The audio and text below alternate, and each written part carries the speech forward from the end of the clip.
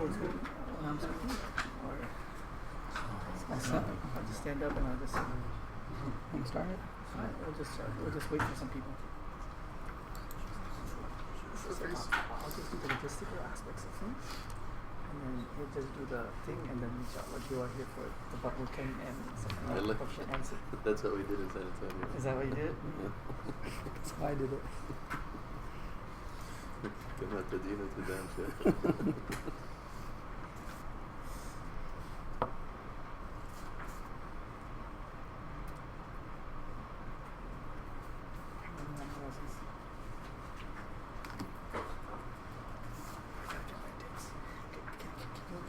On your phone. Yes. Okay. For April? Yeah. So on the 4th, get on the 5th, 6th, 7th, 8th.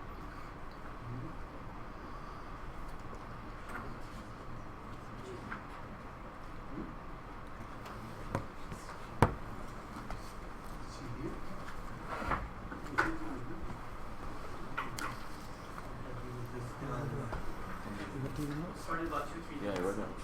There was just a few typos.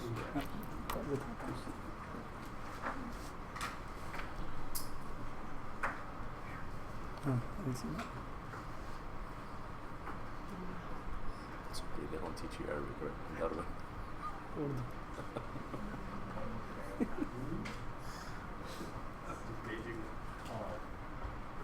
You guys had a full day today? So the people in Redlands, they still want to do the thing, but it's going to be basically delayed.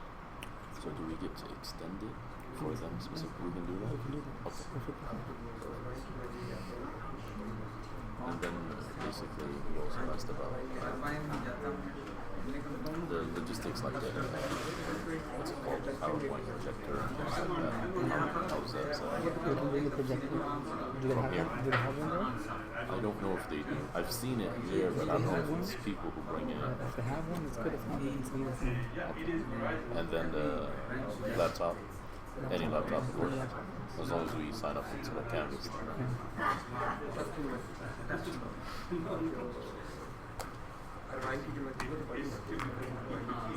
Assalamualaikum. How you doing? No, brother. Good to see you. Good to see you. You're gonna be our official mentor on this trip. Yeah.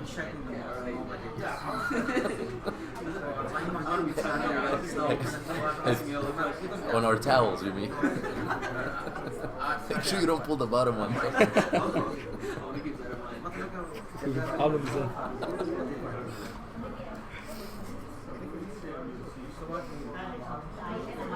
I'm gonna get a shake from the shot first.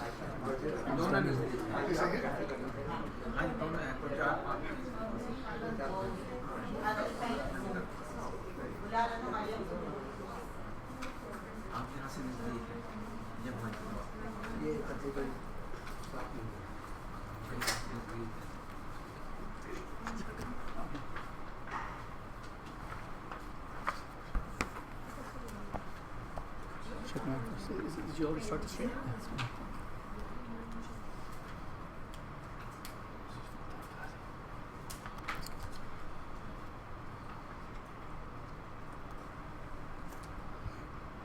Bismillah, alhamdulillah, wa salatu wa salamu ala rasulillah. In the name of Allah subhanahu wa ta'ala, the most beneficent, the most merciful, all praise is due to Allah subhanahu wa ta'ala, the Lord and cherisher of the entire universe. And may His peace and salutations be upon our noble Prophet Muhammad sallallahu alaihi wasallam, his family, his children, his wives, his companions, and whomsoever follows all of them in righteousness till the day of judgment to come.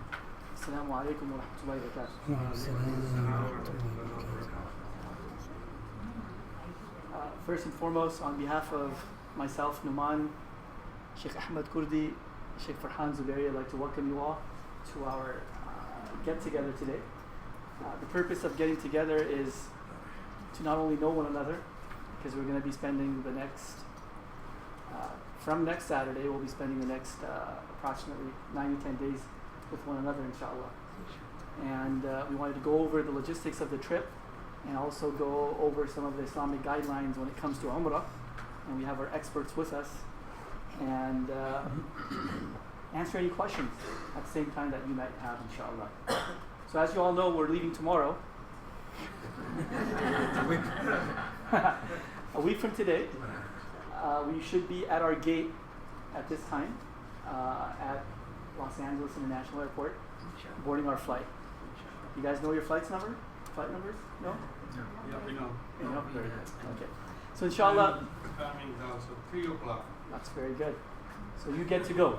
Inshallah. So alhamdulillah, we have a full bus. We're getting many more calls, but we decided to just cap the number off at 48. Had we gone over, then we would have multiple transportation vehicles, and we just wanted to keep it one for ourselves, inshallah. The bus will go from here. No. The bus will go, inshallah. We'll see the bus at Jeddah Airport, inshallah, when we land. So the plan is, inshallah, we have, I believe, 43 of us that will be going from Los Angeles, and 5 people will be coming via New York, because I wish I was going with you guys. their mahram is in Detroit, so they'll be meeting them in New York. You guys will arrive 2 hours before us, so you'll have to wait patiently for our flight to come in, and then we'll go on the same bus together. Those are the instructions given. If anything changes, we'll let you know. But you'll have all the contact information, inshallah, shortly. So with that said, so inshallah, the plan is to leave from here next Saturday, and as you all know, we'll be going on Saudi Airlines. We'll be arriving at Jeddah Airport the following day, which is the 5th, at 5 p.m. in the evening. Maghrib in Mecca, in Jeddah or Saudi at that time is around 6 something.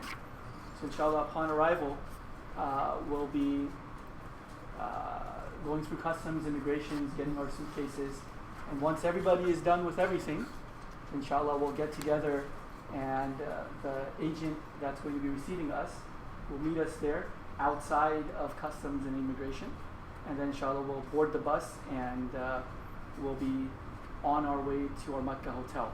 But prior to that, inshallah, there's going to be a religious aspect of our Umrah trip that we will be doing on the airplane. The plan is to go in our street clothes to LAX. The women should be in their ihram clothes, which is, Sheikh Farhan will tell you what that is. The men, inshallah, will be in our typical street clothes, and we'll be carrying our ihram with us in our handbags. And we have ihrams outside for purchase. It's $20. We got them from Al Anwar. If anybody wants to buy it, it's at the reception table. How come he gave you for 20? He charged me 25. He charged you 25? Yeah. So he gave it to us for 20. And he was selling it to us for 25. We told him to sell it to us for 20, so he gave it to 20. That's not a problem. You don't negotiate. Yeah. Our operations manager Ahmed's a Mayman, so he's a good negotiation skills. You know? So inshallah, we'll have our ihram with us, and the men will change on the plane prior to the announcement of wherever the miqat is. Right? So inshallah, but the men, we should all shower beforehand because there's no showers on the plane. They have bathrooms, so we'll try to manage among ourselves to go do our wudu and stuff like that. If you're awake in ibadah, then you don't have to do a wudu. But inshallah, if we have to, we'll manage some way or another, inshallah. So we'll do that logistical aspect of ihram on the plane, and Sheikh Farhan will talk about that. I just wanted to go over this logistics aspect. So inshallah, imagine we took off on the plane, we're on the plane, we landed at Mecca, in Jeddah, we take care of our immigration, customs, grab our suitcases, we'll be on the bus on our way to Mecca. We'll be arriving at the Movenpick Hotel. The reason we chose the Movenpick is everybody wonders what's this big clock tower, and we said let's just go ahead and stay in the clock tower. So the hotel's in that ginormous building overlooking the Kaaba. Our hotel's there. When we arrive there, inshallah, the plan is to check in, and after we check in, freshen up, everybody's freshed up and ready to go, we'll be going and performing a group Umrah together. That's the plan, tentatively as we speak now. Okay? So inshallah, we'll be there for 4 nights, and including that 5th night that we'll be there. So we'll be there for the 5th, the 6th, the 7th, and the 8th.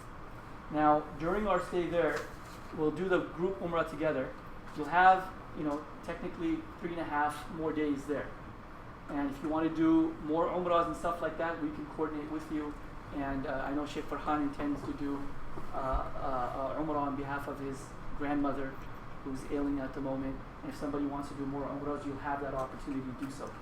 If not, then you can do multiple nafil tawafs and all that type of stuff, and Sheikh Farhan will cover that aspect. So we'll be there, inshallah, for 4 nights. And during our stay there, we'll have, as organized by Adam Travel, we'll have a tour of the city of Mecca on the morning of April 7th at 9 a.m. So the plan is to go to all the historical sites in Mecca, like Arafah, Mina, and see all that stuff, inshallah. And we'll have our tour expert, Sheikh Ahmad Kurdi, with us, who lived in Saudi for 10 years studying there. So he knows the landscape really well, and he'll be enlightening us, inshallah, with reminders and stuff like that.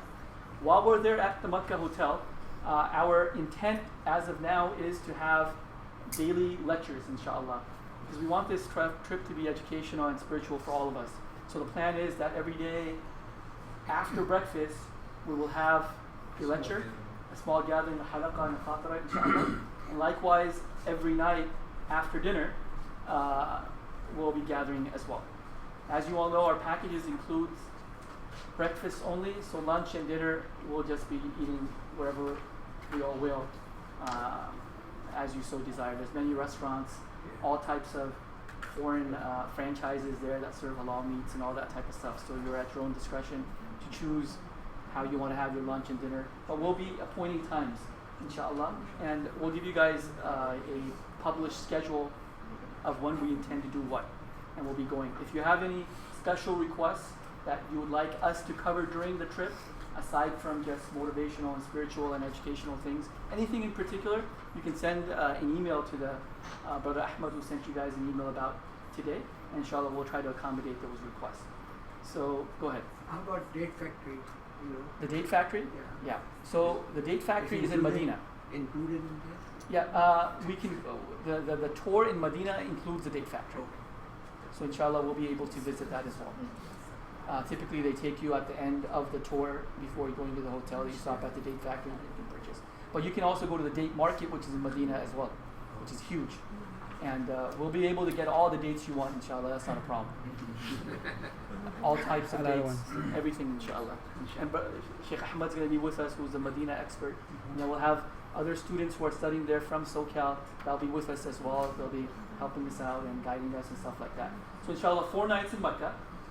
And the plan is that on the morning of 5, 6, 7, 8, 9th, probably either before the or after, we'll let you know in due time as we get confirmation from there. We'll be loading and moving on a bus to Medina. Okay? So we're done with Mecca, we'll go straight to Medina. And we'll check into the other Movenpick in Medina, which is at the boundary of the Haram in Medina, Anwarul Medina Movenpick. We'll check in there, and inshallah we will be there for the next few days. While we're there as well, we have a tour scheduled on April 11th in the morning at 9 a.m. to tour the city of Medina and all the historical sites and everything. And likewise, after breakfast, and then inshallah in the nighttime as well, we'll have lectures. And throughout the daytime, if anybody has any personal requests to sit down, you know, Sheikh, we'd like to sit down with you and go over the last 10 surahs of the Quran and fix our tajweed, whatever it may be, we can do that. Alhamdulillah, we've got the tajweed experts, and you know, I know a little bit myself, so I can help you out as well. So we'll all be with you at all times, and I think we'll have a great experience.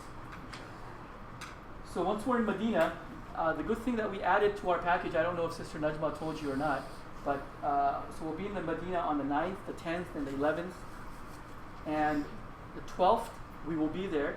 So instead of taking a bus back from Medina to Jeddah, what we did is we had the tour operator include a flight from Medina. So whereas other groups might be leaving in the morning time or lower time and be on the bus and go to Jeddah and then stay in Jeddah for the whole night until 3:30 a.m. flight the next morning, we'll inshallah take a midnight flight from Medina straight to Jeddah, which gets us in about 2 hours before our connecting flight to LA. So we'll book our luggage straight from Medina all the way to LA, so we don't need to receive it and all that type of stuff. So we had the tour operator include that for us and save us from the hassle of picking up our luggage again and again and loading and unloading and being without a place for the whole day on the Sunday and then so forth. So that's pretty much the entire plan in a nutshell. Like I said, inshallah, we'll have more details during our trip. We'll decide if we need to add something or do something more. If you guys want to do something or go on an excursion on your own and go to certain places, we can organize that for you as well. And throughout our trip, we'll have many motivational, inspirational, educational trip speeches and classes. Whatever you need, inshallah, we're there for you, inshallah. Aside from that, at the airport, we're getting some badges made. So we'll give you your badges at the airport, and we'll give that to you. We are also, so some of you already got the pouches and all that type of stuff. Yeah, We can they keep that for you. have sent the passports and ticket. Did everybody receive their passports? No? Yeah. Okay, so they'll be in the mail to you. I have both of yours in my office. So just verify all the information is correct. I would like to advise you personally that before you depart from here, try to keep extra copies of your passports, preferably color copies, and preferably also have scanned images with you sent to yourself through email addresses as well. If you'd like, you can also send it to Brother Ahmed or Moonwala, so we have a copy of your passport on copy here at IOK. God forbid if there's an emergency or something, it's good to have each other's information. Hopefully nothing goes wrong, but it's good to always have backup copies of official documents. Likewise, many of you are wondering what do we do for SIM cards and all that type of stuff. So sometimes at the Jeddah airport they have local mobile carriers over there. They sell prepaid SIM cards, and we can get them either at the airport. If they're not available at the airport, we can get them upon arrival at the Makkah hotel. So make sure that your phones are unlocked and they can take, they're GSM capable, and they can take a micro or mini SIM, whichever one your phone has an input for. So just make sure your phones are unlocked. If you want to, if you have a simple 90s flip phone that takes a SIM card, that'll also work there as well. And they have the best battery life. Do you have a question? Yeah, I have 3 questions. Since you are going in the logistics, my questions are based on, do the hotels have Wi-Fi access? Right. So typically hotels in both hotels, they have free Wi-Fi in the lobbies, and I'm sure you can piggyback on different signals that are in the air. I don't know if you'll have Wi-Fi access in your rooms or not. I know the Makkah one does. The Makkah one does? Okay. So it all depends. Sometimes Saudis, they might wake up in the morning with free Wi-Fi, and in the afternoon they might take it away. So they're very unpredictable. So it depends which side the king wakes up in the morning. Which side of his bed. He wakes up on the. Okay. The other question is prescriptions and over-the-counter medicine. Do we have to have them in a bottles where they're properly labeled, or we can? So whatever the international travel guidelines are as far as liquids and I'm medications not talking and all about that. I'm talking because my experience has been they don't recognize any medicine, and they say what's the name and all those things. Do we have to have that? Or you should have them labeled. Can I take them in the pill box and just use that? I would take the pill box, but I would take the actual original. Bottle too? Yeah, because I'd hate for them to suspect them for being narcotics or contrabands or something like that, And over there you can't do none of that stuff. I know. The last question is, do they have lockers in the hotel? They don't have lockers in the hotel, but they have safe deposit boxes in the rooms. We can put Yeah, up and you can put them in the room, in the safe deposit boxes, but the lobbies as well, the receptions, they also have some sort of mechanism in place to take any valuable belongings that you might have. Are you traveling alone, by the way? Or are you? No, I'm traveling with 47 other people. As far as No, my wife is with me. Your wife is here? My wife will be with us. Yes.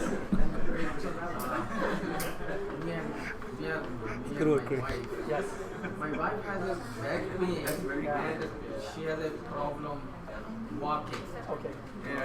We have already talked to the agent about the wheelchair. Right. They said that they will give instruction good people as well as to the airline that they should provide wheelchair to my wife. The wheelchair will take after we land at Jeddah, it will take to the custom area. Yeah. It is normal. So the wheelchair from the airline, Yeah. whatever their protocol is, inshallah, we'll assist you in getting that. At the airport in LAX, we'll tell them that she's a wheelchair traveler and she needs wheelchair assistance. So they'll have the wheelchair for you at LAX, taking you to the plane. Upon arrival, we'll also request the same, but again, it's Saudi customer service, so we don't know what's going to happen, but we'll be there with you. No, it will be. It should not be already in the paper. It's always in the paper. Yeah. Everything's in the paper, but if it's going to happen in action or not is to be determined. Right? But don't worry, we are there with you. We will make sure that upon arrival, one of us, at least myself, I'll stay with you to make sure that the wheelchair come and inshallah takes your wife. So to the custom we will side, make sure, yeah. so that she should not have any problem with the walking or anything. The only problem she might have is any delays beyond our control. Your delay is not we cannot control or we cannot Right. control it. But it should be done the Yes. manner we want to do it, so that we should not, my wife should not have any problem in Inshallah. the Inshallah, getting all- Sister Najma has already put that wheelchair request for you and your wife in the system. No, I don't need the wheelchair. For your wife. There's a few things that Yeah, it's already in the system. She already told me about it. Oh, she already told me. That we know about it, I should- but we're not the ones who do it. But we will, inshallah, assist you with it. Whatever we can, And inshallah. then when we go to the hotel and from hotel, then we will walk to Harman Sharif, and there will be a Right. we get the wheelchair to for. So what we'll do at that time, there's a separate section Uh, that you need to go to do the tawaf This and one stuff too. like that. So we'll figure that out once we get there. So either we can get a wheelchair for you so you push your wife, or we will either hire somebody to push her for you. and this one Right? too. So these are all Is the this- options, but inshallah we'll take care of that. Thank you. And the other question, which my brother did not ask, Oh, he asked about the dates. I am asking about the Ab Zamzam. From where it will be purchased and from where it will be loaded or convenient. so preferably we like to take the Zamzam from Medina, but sometimes there is difficulty for getting the Zamzam from Medina. So what we'll do most likely is before we are about to leave from Mecca to Medina, we will organize the Zamzam. First we were allowed to take 10 liters, but now we're only allowed to take 5 liters. So we'll buy that from Mecca. It will stay with us in our bus, and we'll unload it with the baggage in Medina. So we'll take care of that. Don't worry about the Zamzam. Inshallah, any delays you experience for the wheelchair, I'll be with you, experiencing that delay. So don't worry. Per passenger. You don't have Sometimes, if the you, bacon it is too little, but sometimes, what you can do is the Zamzam travels free wherever we go. So you can probably have the guy With take this, two together as sometimes one. I saw sometimes instead of saying Saudis, they prohibitions don't to say restrictions. Differentiate. But they also They're have really very not small prohibited. seat bottles Yeah, too. you can do those too. Yeah, that could be Yeah. more practical. So you just gotta, some things we just have to improvise. Go ahead. Do you recommend checking our baggages here at LAX? Because we are carrying small suitcases which can go. Right. I would advise you to check in as much as possible and That's keep what I'm least amount of luggage with you on the plane, but do not forget anything to do with your medication and especially your ihram. Now the other thing is, I forgot. I will ask. No, don't worry. You can ask all the way throughout. Any other logistical Oh, questions? how early we have to be at the airport? Very good question. So 3 o'clock is our flight. I know that. 3 o'clock is our flight. My advice to you is that you should be at the airport by That noon. should be uncovered. 12:30. Just a follow-up question. He was saying about the economics of carrying on. I know somebody who does shows how Yeah, they yeah. do. For Saudi Yeah, I Arabia, remember was that. telling me that when they land on the taxiway and have to take a flight of stairs down Yeah. to the bus to the terminal. Yeah. It's not an arm that comes out like here. Especially if you're traveling with passengers that need assistance or kids. he was recommending to try to minimize the amount of carry-on and take backpacks if you can to make it easier for you. Absolutely right. So the lighter you travel, inshallah, the lesser headache you'll have. It's a lot more lift. It's Yeah. a lot more walking. So It's not as typically what he's saying convenient is as the when, airports here. when the plane lands, it's manual. There's no You take a flight of stairs down out of the plane. exactly. That's a small Onto the tarmac. We're going to take bigger suitcases. So that's what we'll do. We don't have any infants with us, do we? Three-year-old. 3-year-old? Yeah. Are you gonna take a stroller? One of those lightweight. The lightweight ones? Yeah. But I'll probably take a backpack so I can Okay. carry it. Okay. So did you remember your question? No, I have to. I know you No, forgot. the last one was how early we have to be at Yeah. here. I would suggest if you should be there before 1 o'clock regardless. 1 o'clock is it? Okay. So That's the last time. Okay, that's good. 1 p.m. Any questions on the sister side? For the Chicago one. Sunscreen? Another. Yeah, so Sheikh can answer that question in the Sharia session that we have. The fiqh of Umrah, he'll answer that question about sunscreen like that. Any other questions? Logistics? I have my questions. Ours is going to be separate. Yeah. Will we know when to change it to our wudu for the actual niyyah Yeah. on the So, plane? so they will announce it. All Saudi inbound flights to Jeddah, they announce, give you at least 2 to 3 hour notice that we're about to approach the miqat. Then they give you another, they tell you about 2 or 3 times. You need to make sure that amongst your traveling group of 5, somebody stays awake Oh, okay. and listens and waits for that announcement. You can tell the hostess make us Yeah, but there's, they're Saudis, so sometimes. Is our group all seated in one area generally on the plane? That's a good question to which I don't have the answer to. Because one of our organizers should Right. also kind of make Right, announcements. right. Otherwise, So, make all the Sister things. Najma was trying to say to me that she's gonna at least try to see if we can have a exclusive counter at LAX so we can all just go there and not be. We're trying. Well, let's see. She's really good. Sister Najma is pretty good, and I've experienced her a lot, and she tries her best. We missed that question or The answer. question was. What was the announcement they are trying to make? Right, the announcement is that before we come to the miqat, where we have to make sure that we make our intention prior to it.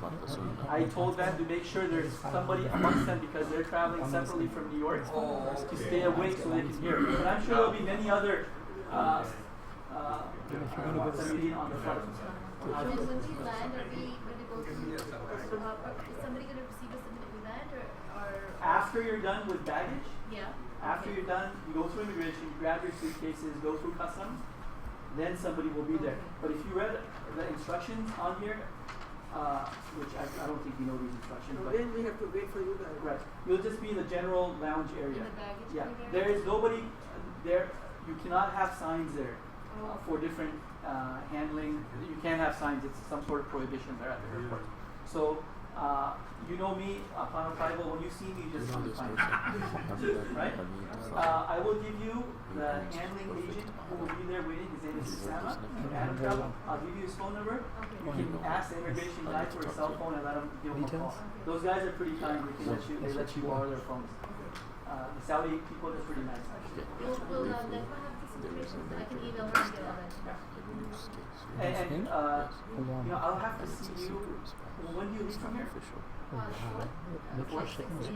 Yeah. I'll have the badges we're making here. They're custom badges at IOK. They have all the numbers. So actually, I'll send you pictures of yours, and somehow we can probably coordinate. You live in Rancho? I know. Is he a sheikh? Okay, so you're close by. So maybe you can come pick it up or something. Let us know when it's ready. Okay. Yeah. Any other logistical questions? We will meet on the airport. Huh? We will meet on the airport. Yes. But my suggestion to you is do not wait for everybody to check in. Just check in, go through. Even if you have to go through security, go ahead. If you want, write down my cell phone number, 909 821 6490. If you've already checked in and you're going through security and going to the gate, just text me, we're through. Okay? 909-821-6490. You can text me. 6490. Okay? Noman Sahib. Yeah. Noman Beg. NOMAANBAIG. he was alone? I have also a question of the prayer. Fajr prayer, I have experience of staying when I went there for pilgrimage in Mumbai. There was a Harman place into the Inside the hotel. we will pray over there or we will go further prayer into the Harman Sharif. Haram. We're going to go inside the haram, inshallah. Inshallah. But if it is convenient for you, No. This is what I am asking. We will go inshallah over there. so we'll be doing the Umrah in groups as much as possible. The first one, definitely. Any other additional Umrah, we will try to accommodate somebody with us, amongst us, with you. But as far as being, when it comes to prayers Personally, and going to the haram early, you're on your own. And you should be in the haram more than you are at the hotel. Okay? And more than you are at the malls. Okay? Or the food courts. Right? Because the most blessed place to be at during that time is the haram. Right? So you should be at the haram. So as far as prayers and stuff, if you hear the adhan, you go straight. We will not be praying collectively. Anything we do collectively, aside for the Umrah in the haram, will be surrounded by Saudi police asking us what we're doing and stuff. So it's very tight over there. They don't like congregations in the haram, whether it's we're getting together for some sort of ta'aleem or having some sort of thing. They don't like that. The lecture will be in the hotel. Everything we do as far as lecture-wise, it will be at the hotel. In the How dining long- areas. What is the time? It will 1 hour or 2 hour or So- lecture? So it'll probably be maximum around 30 minutes. 30 minutes to an hour sometime in between there, inshallah. It all depends. And again, if you feel like you need to rest during that time, all power to you. Whatever you feel is best for you, you do that, right? Yeah. But you'll know where we're at during that time. Yeah. Inshallah, once we get our Saudi numbers, you'll get our phone numbers as well, yes. Just my intention was just to know if we have more time, spending more time in lecture, why we should not spend more time in Harman Sharif for ibadah. Again, that's all power to you. That's your prerogative. If that's what you want to do, alhamdulillah. Yes. You said some of the lectures will be in the evening, and Yeah. there also will be some Yeah. during the daytime, and do you know the timing? Right. So the morning one will be after breakfast. Right. We'll give you the exact time once we get there. Once we know what the window is for breakfast. And the nighttime we'll decide when we get there. Okay. And again, it's up to you. If you feel that your time is more precious for you be in the haram, that's fine. And keep in mind, the Shaykh will tell you, if you're not doing Umrah in the haram, you're not praying in the haram, or you're not, even if you're not doing tawaf in the haram, just sitting in the haram and looking at the Kaaba is an act of worship. Right? So, if you feel like you're tired, just sitting there and looking at the house of Allah subhanahu wa ta'ala, blessings will descend upon you, inshallah. Right?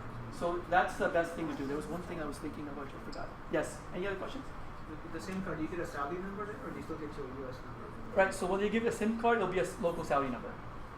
You can buy phones there if you have to, right? Huh? You can buy phones there. You can get a Nokia phone there for $25. And the good thing is that this week that just ended is past, and next week will be the end of the Saudi spring break. So we get there when majority of all the East Coast, Midwest Umrah groups are already back, and all the Saudi national schools are back in school. So with the ongoing construction, it's very tight. But we are hoping that the rush you see on TV right now of the Saudi Life channel, you'll probably see at least 30 to 40 to 50% less of that. So it'll be much better. Yes. Couple other questions. You said earlier, I think if I heard it right, the wheelchairs for Tawaf and the Safa Marwa are available readily over there. Right. It's readily, and there's people who do that as a living. Yeah. So we will hire those people. You will hire them? We'll negotiate. We'll go with you. Okay, oh, good. The transaction will be between you and them. We'll just make sure they don't make too much towards their retirement Now, fund. the other thing is, are there any little folding stools available? Yeah, everything. Yeah, you can do all that. So you can get those foldable chairs. But buy over there? Yeah. They, Any pharmacy they you go put to- them in the haram as well. So there's spots where they have those chairs inside the Oh, haram. will? Yeah. That's good. We'll help you whatever you need, inshallah, we are My there. wife also needs that chair too. No problem. Without chair, she cannot offer Everybody, that. sometimes I use it too. Inshallah. But we're there, inshallah, to help you and do khidmah, inshallah, whatever we can. Jazakallah khair. And that's our share in this, inshallah. Inshallah. Any other logistical questions? And from this point till we depart, if you have any question, you know all of our email addresses, and Brother Ahmad, you just shoot us an email and inshallah we'll give it to you. Any answer you need, inshallah, whatever we can provide. If you need something from Sister Najma, let her know. And inshallah, anything you need, we're here, inshallah. As much as we can, whatever is human possible, we're there, inshallah. Any other questions before we hand it off to Sheikh Farhan and Sheikh Ahmed? So again, Sheikh Farhan has been to Hajj many times and Umrah many times. Sheikh Ahmed, mashallah, has done countless Umrahs. You've also done Hajj, Sheikh? Alhamdulillah. He lived in Saudi for 10 years studying there. So mashallah, we're very blessed. We speak many languages among ourselves. And we're all serving together here at IOK. And we are proud to be there. Siraki? Huh? Do you speak Siraki? A little bit. Siraki? Yeah. You said you speak less than many languages. Yeah. Siraki? No? My teacher was Saraki. I speak. Siraki is a local language. Yeah, Ibrahim Yarkhan. I know. So, without any further delay, we'll have Sheikh. About taking cash from here, Yeah. exchange, how's that going to Yeah, there's money changers there. You cannot take more than $10,000 in cash, right? You'll have a problem at the airport. And by the way, we may be going as a group, leaving from here and coming back, but sometimes we are somehow randomly picked for additional secondary screening and stuff like that.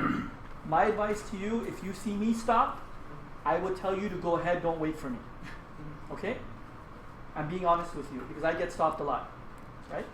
And he might get stopped because, mashallah, his beard is so beautiful. And he might get stopped because, we all get stopped, Where? right?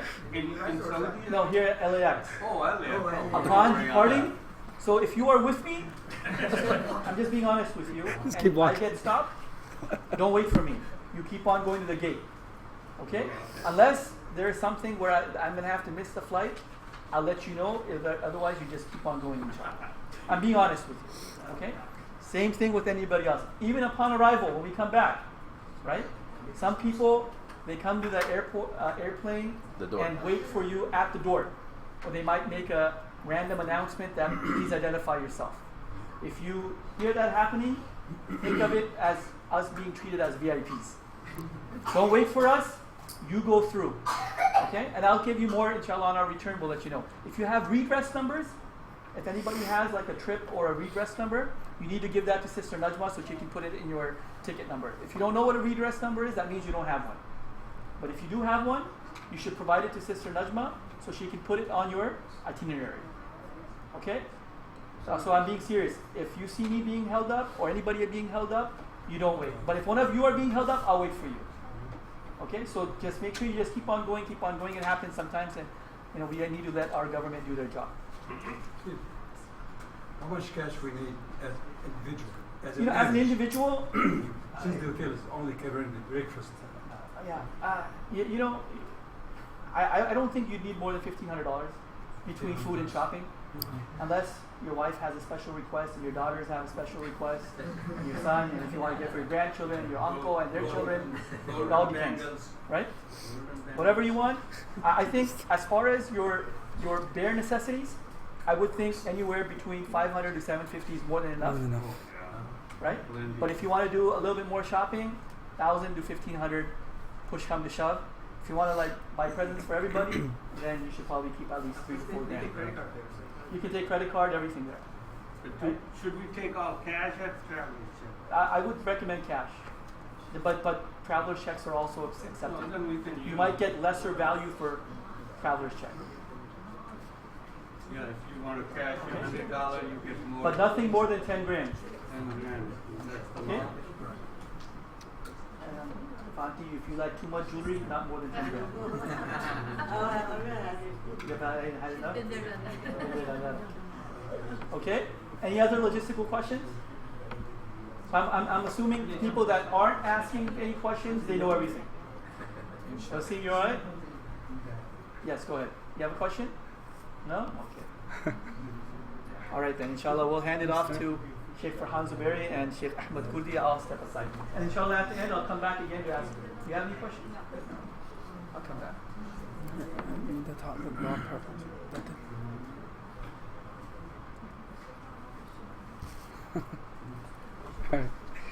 Assalamu alaikum wa rahmatullah. Bismillah ar-Rahman ar-Rahim. Alhamdulillah wa salatu wa salamu ala rasulillah wa ba'd.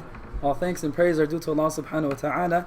And may His peace and blessings be upon His last final messenger, His family, His companions, and those who follow them into the end of times. Please excuse my voice. I'm a little bit under the weather. Make dua for me as well, inshallah. Hopefully it's all cleared up before we travel, inshallah. Alright, so this is a very unique opportunity for all of us. And it's a huge blessing that Allah subhanahu wa ta'ala has bestowed upon us, that He's giving us this opportunity to visit His house. And along with that, we're getting the opportunity to visit the Prophet sallallahu alaihi wasallam. So this is a huge blessing, a huge mercy from Allah subhanahu wa ta'ala that we should first of all recognize, but more importantly appreciate. We should express this sense of gratitude, we should have this sense of excitement, we should maybe feel some anxiety, but we should feel the sense of extreme gratitude to Allah subhanahu wa ta'ala that He gave all of us the ability, the opportunity to perform this unique act of worship. Now in and of itself, Umrah, it's not necessarily fard, it's not wajib, it's a sunnah. It was a practice of the Prophet sallallahu alaihi wasallam. So by following the sunnah of the Prophet sallallahu alaihi wasallam, we're going to be receiving a lot of reward, inshallah.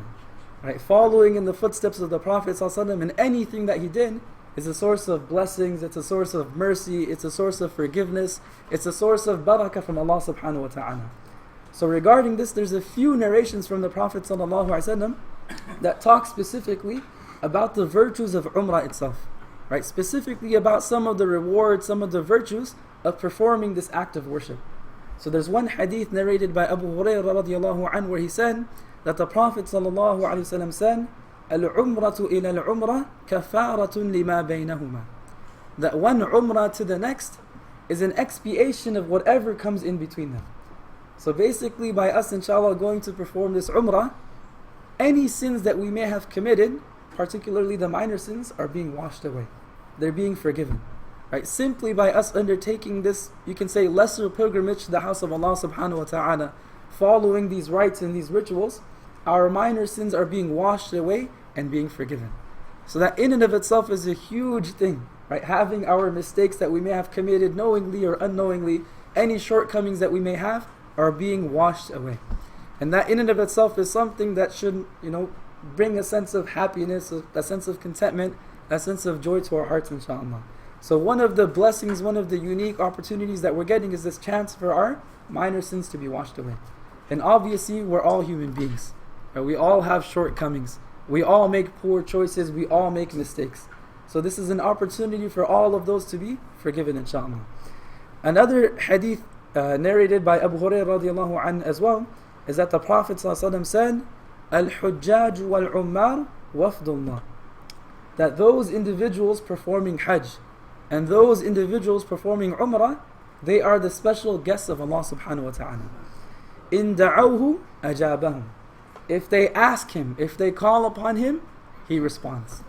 So basically on this trip, when we're traveling, when we're in the Haram, when we're in Medina, if we make dua to Allah subhanahu wa ta'ala, inshallah it will be accepted. It's something that Allah subhanahu wa ta'ala will respond to and He will accept it. وَإِنِ اسْتَغْفَرُوهُ. And if they seek His forgiveness, غَفَرَ لَهُمْ. Then Allah subhanahu wa ta'ala forgives their sins as well. So this is a unique, very special, very blessed opportunity, a blessed trip that we're taking. So we should keep that in mind. And keeping that in mind, we should make sure that our intention is pure as well. So we have about 1 week before we set off on our journey. So we should try to make sure that our intention is pure, that it's sincere, that we're going on this journey, we're going on this trip simply to seek the pleasure of Allah subhanahu wa ta'ala, to follow in the footsteps of the Prophet sallallahu alaihi wasallam. And having that intention at the beginning is extremely important, it's extremely significant. Because all of us know that our actions are only by what? Their intentions. إِنَّمَا الْأَعْمَالُ بِالنِّيَّاتِ. The actions are only by their intentions. So we should purify our intentions, purify our thoughts. And oftentimes, a lot of people take this as a vacation. It's a nice trip, you're getting away from home. Even there now there's a lot of distractions. Right? Around the haram there's a lot of different distractions. So our intention, our sincerity is something that we should constantly be checking throughout the trip. That makes sure when we're there we're not getting too distracted.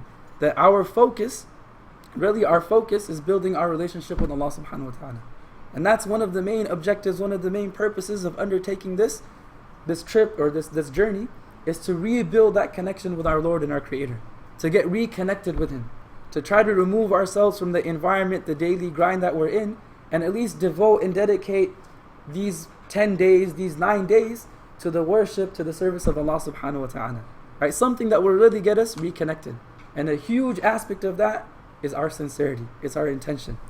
So a few things they say to get prepared for that is start making repentance from now as well. Right? Start repenting, start doing tawbah, start doing istighfar. Ask Allah subhanahu wa ta'ala to forgive any of our mistakes, our shortcomings, our faults, any things we might have done knowingly or unknowingly, things that we did wrong intentionally or unintentionally. Start seeking forgiveness, start doing istighfar, start cleansing ourselves and preparing ourselves for the journey as well. And part of that tawbah, part of that repentance is making up with our family members. Right? Within Islam, a lot of importance has been placed on maintaining the ties of kinship. Maintaining a good relationship with our parents, with our siblings, our uncles, our relatives, our cousins. It's actually a fard, it's an obligation upon us. And it's so severe that the Prophet ﷺ said, لا يدخل الجنة قاطع. That a person who breaks the ties of kinship, a person who doesn't meet his relatives, his uncles in a kind and good manner, that person will not enter paradise. So that's a very severe warning. So before going on this journey, make sure to make amends, right? At least call your relatives, call your uncles, call your nephews that, hey, I'm going on this trip. Forgive me for anything I may have done, overlook my faults. If you want me to make dua for you, please let me know. Just give them a nice call. Even if they don't want your call still call them. Just give them that call, inshallah. Alright. If you have the ability to pay any debts that you may have, fulfill those debts, or if not, at least write them down. Right? So it's known that if Allah forbid, if something happens, at least there's a record of it. Your family can take care of it after that. And most importantly, make a dua list. Right? So this entire journey, as I said, it's an opportunity to connect with Allah subhanahu wa ta'ala. And oftentimes, we're not used to making so much dua. Right? We might make dua maybe once a week on Friday. Maybe some of us make dua after salah.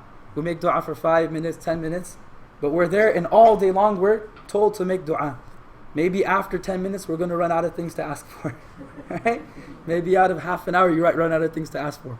So start making a list, start preparing. Dua specifically for yourself, for your parents, for your children, for your teachers, for your community, for the whole ummah. Start making a list and then ask people as well. Right? There's these cool apps nowadays where people can they text you their dua lists. Get those as well. You have plenty of time to make dua for yourself and others as well. And the more you make dua for others, the angels make dua for you. Right? Every dua you make for another person, the angel says, and the same for you, and the same for you. So ask your friends, ask your families to give you their dua list as well. So that's part of the intention, part of the preparation. Right? Now some of this was covered with Sheikh Numan in terms of packing. Right? Packing, it's an extremely important aspect. Right? Oftentimes we find two extremes, that some people don't pack enough and some people pack way too much.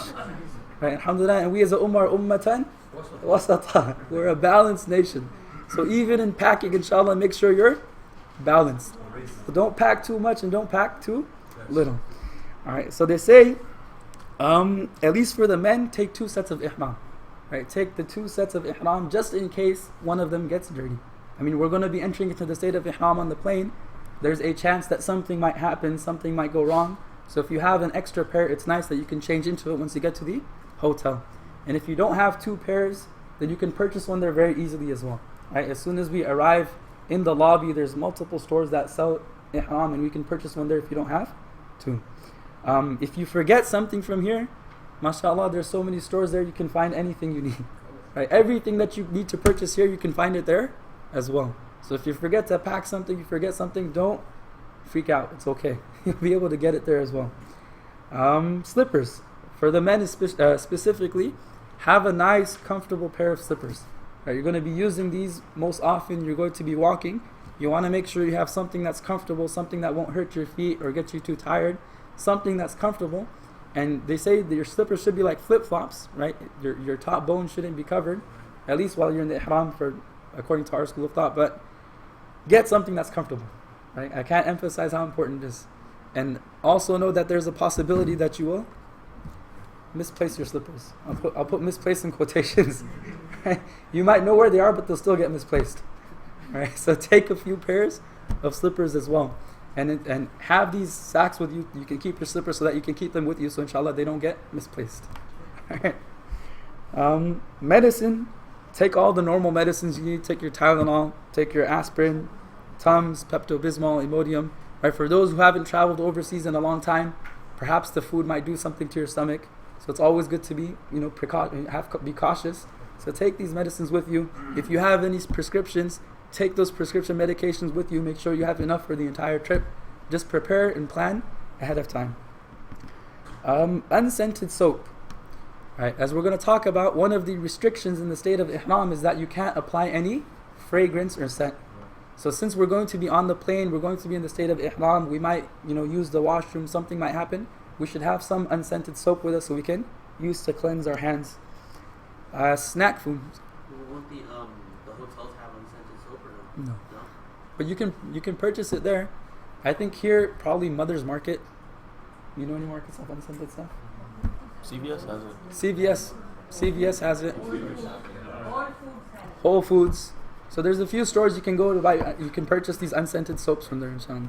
What's the deodorant? Same thing, can't use it. Unscented though? Unscented, you can, but it's better not. Standard, just alcohol-based hand sanitizer is that allowable in ihram? That's unscented, but just It's unscented. alcohol-based. It's allowed. All right. We haven't gotten to restrictions yet. All right. Not yet. We're getting there. All right. And take a phone with you as well, right? Your cell phone. Make sure it's unlocked. If you have one of these smartphones, make sure it's unlocked. The easiest thing is, again, if you have those old school Nokia phones, those work the best.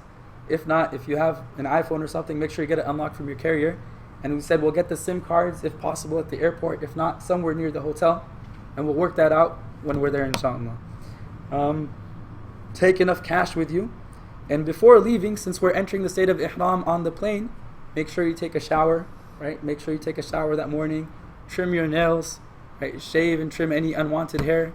Make sure you're well prepared to board the flight, enter the state of ihram. All right. So, any questions on the packing aspect? I'm trying to go through this quickly. All right. Again, the emphasis is pack light. Go ahead. Sometimes in the hotels, yeah, the plugs are there, and you can buy the converters there as well, easily. Everything in Saudi is 110, like America. The only thing is you need that front connector that has different teeth that go in the socket itself. So you can buy those connectors upon arrival in Saudi. At the hotel, you can actually ask them as well. You can also purchase them here beforehand if you want as well, like Radio Shack, Best Buy, something. All you need is the adapter. Adapter for Chrome. There's only 110 over there as well. And many hotels have it already. All right, so now we're going to actually get into the actions of Umrah itself. So Umrah in and of itself, it's a series of 4 things. Right, the first is entering into the state of ihram. That's the first aspect, that's the first step of the Umrah. The second is the tawaf, right, performing the tawaf. The third is the sa'i, and the fourth is halq, or shaving or trimming your hair.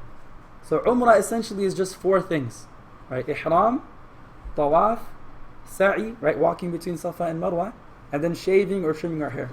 So inshallah we'll go through each of these 4 things in some detail. Right, we'll go through each of these 4 in some detail.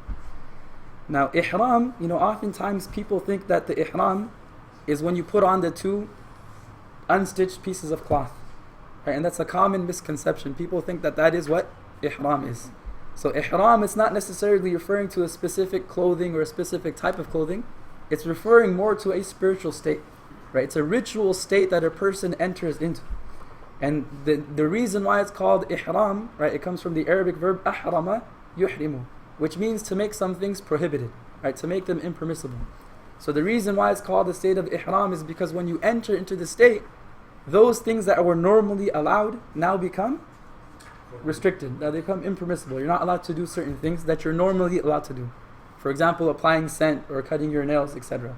So ihram is more of a ritual state than anything else. But this ritual state, for the men at least, it's represented by these two unstitched pieces of cloth. Right? The ihram towels, if you want to call them. Alright. Now once we enter again into the state, there's a number of things that we can't do. And the way that we enter into the state is twofold. It takes two things. The intention followed by the talbiyah. So when we're on the plane, if we go to the washroom, we make wudu, we wash up, we put on the two pieces of cloth, we're still not in the state of ihram. Right? We will enter into the state when we make the intention and then we recite the talbiyah. So as soon as we make the intention and recite the talbiyah, now we're in the state of ihram. And that applies for both men and women. Right? And we'll go into the details of that as well. So when going for Hajj and when going for Umrah, we have to enter into the state before crossing the miqat, the specific boundaries that were identified by the Prophet ﷺ. I mean, there's 5 specific boundaries. We don't need to know the names, inshallah. We'll be crossing one of them. So before reaching that boundary, we have to enter into the state of ihram. Alright. Now for us specifically, again, we're doing this on the plane. Alright, so the first thing we should do, first and foremost, is that know that the plane is going to be full of people going for Umrah. And the average plane of that size that we're taking has how many people on it? 300. About 300 people. So even out of those 300, say 80%, 60% is performing Umrah, that's a lot of people. So if you wait until the announcement, it's very difficult. Right? If you wait till the announcement, there's going to be huge lines for the bathroom. Because the plane usually has only like 6 or 7 bathrooms.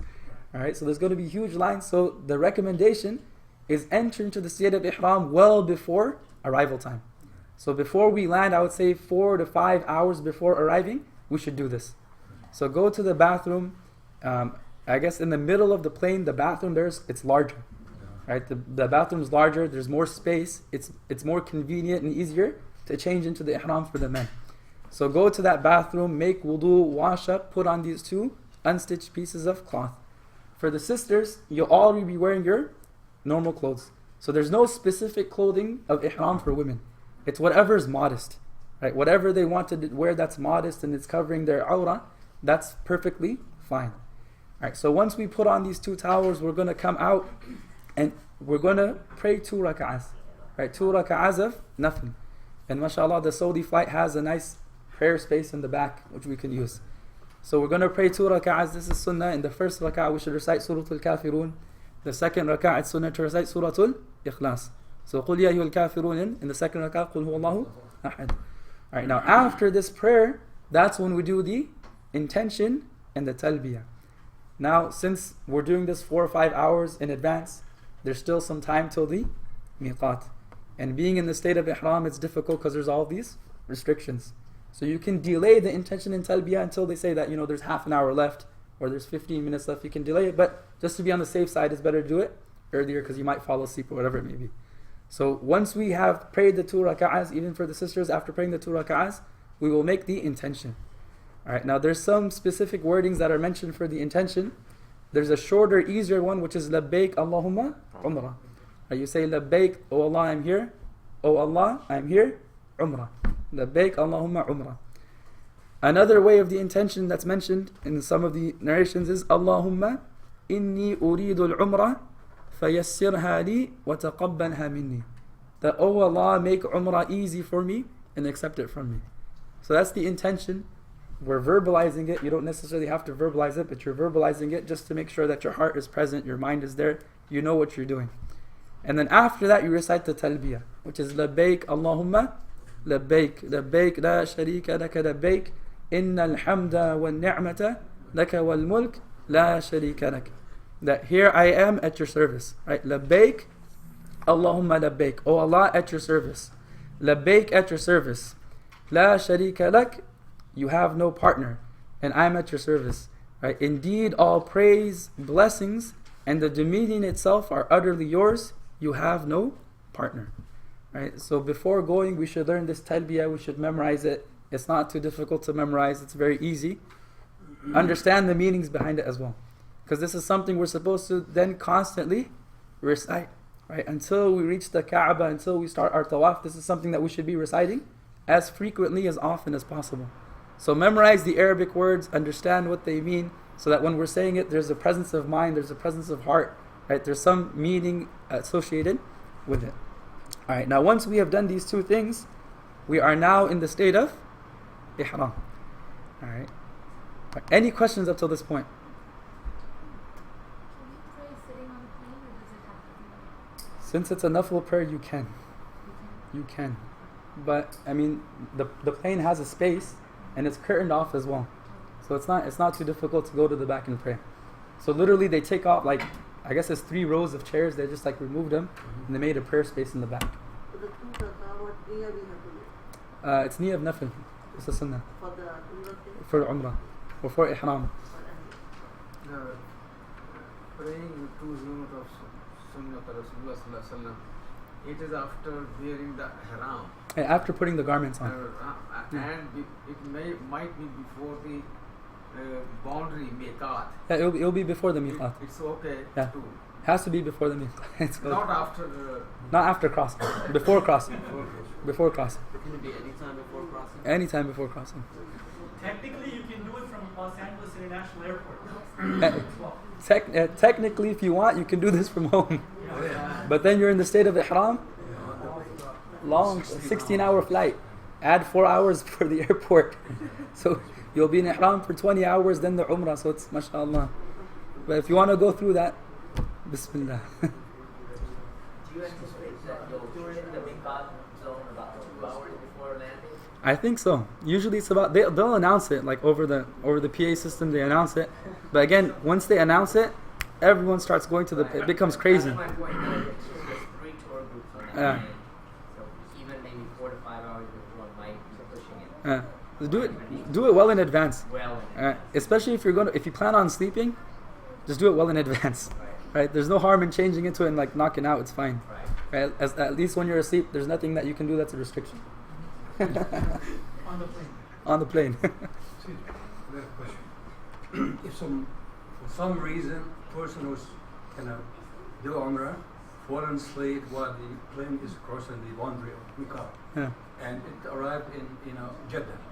In this case, what he's supposed to do? Go back to Miqat place and start. If he fell asleep. Yeah, for some reason. He never entered into ihram. That's the question. Yes. Yeah. For some reasons, overcrowded on the bathroom.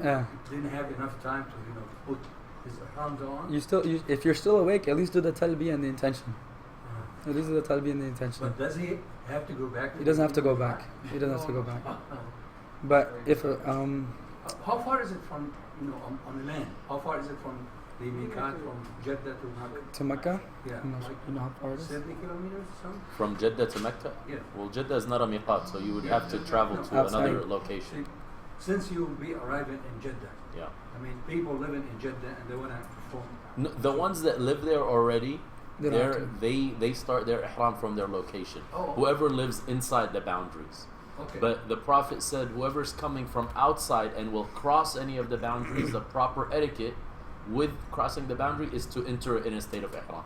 But the ones inside the boundaries, because the boundaries are distant from Mecca, so you have a whole bunch of cities all around. Exactly. Those people from their homes, they enter that state.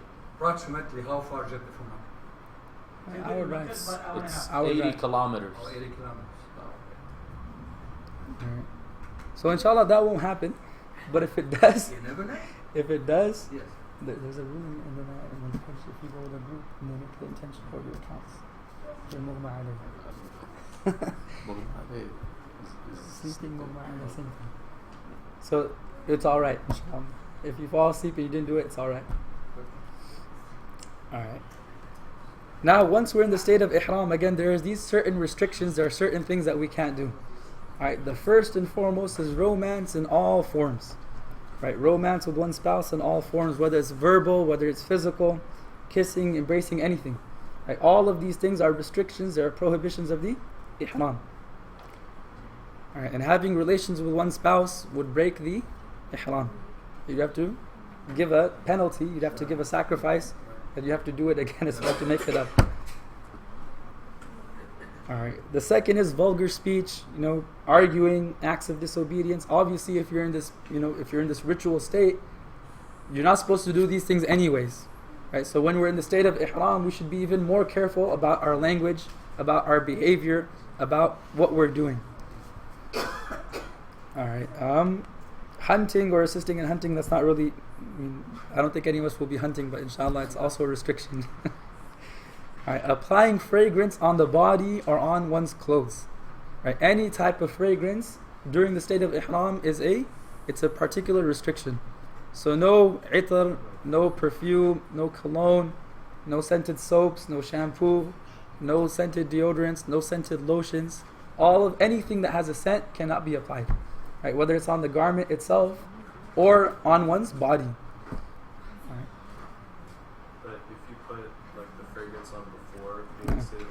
Alright, so before entering into the state, if you put it on your body, it's fine. As long as it doesn't have it doesn't stain, there's no traces of it, it should be alright. So if you take some cologne and you put it all over before, it's fine. Or some itar before. Alright. The fifth prohibition is removing hair or nails from any part of the body. Right, so removing hair or nails from any part of the body is also a restriction. About the whole hunting thing, that means that even if they're like this amp, you can accidentally step on it and it's intentionally, yeah. Intentionally, you shouldn't. Right. Any creatures, insects, anything. Right. But does that does it break the? It doesn't break the ihram. You give sadaqah, give some charity, but that's fine. It doesn't break the ihram. Alright. Natural falling, if your hair is naturally falling out, that's okay. Right? That's why they say in the state of ihram you shouldn't comb your hair. Don't run your fingers through your hair unnecessarily, just so that it doesn't break and it doesn't fall off. Alright, now according to at least the Hanafi school of thought, the central bone of the foot needs to be exposed as well. Right? In the state of ihram, the central bone, so on your foot, right, above your toes and below your ankle space, there's a hard bone. So that bone should be exposed. That's why they say you should buy flip-flops for ihram. You should wear flip-flops so that bone is exposed. Stitched clothing, right? Wearing stitched clothing in the state of ihram for men is impermissible. That's why we wear those two unstitched pieces of cloth, 2 towels. And inshallah, myself or Shaykh Urdi will demonstrate. Would you like to demonstrate? No, it's fine. Bismillah. Right. So this is for men only, by the way.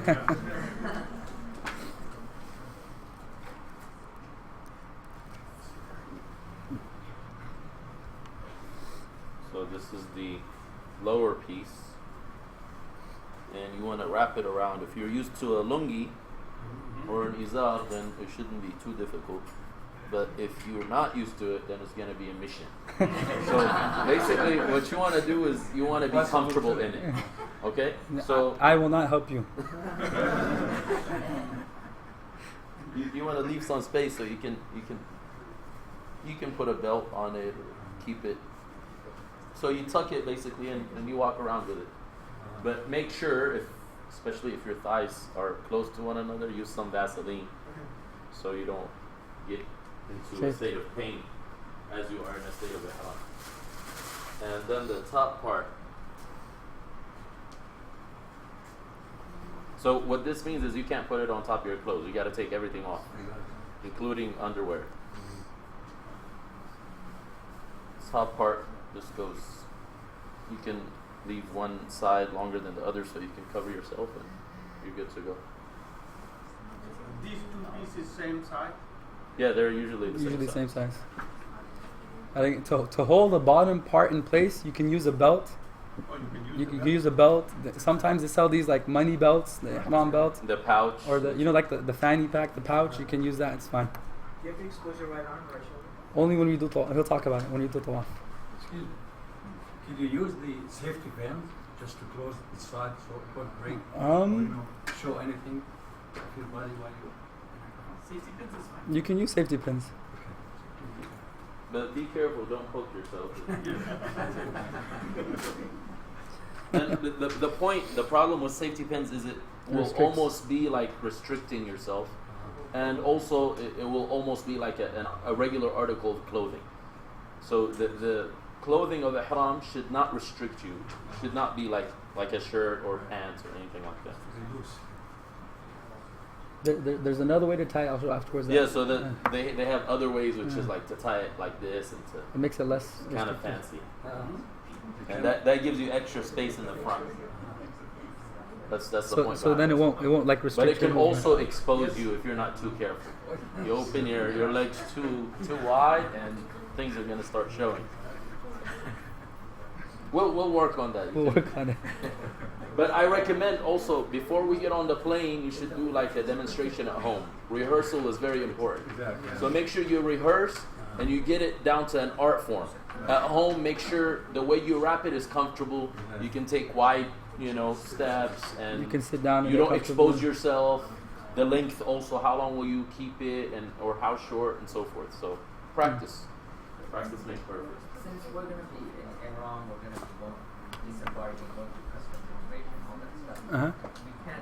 It is permissible to have a backpack. It is permissible to hold it. Yeah, it is permissible. Definitely. A little bit more.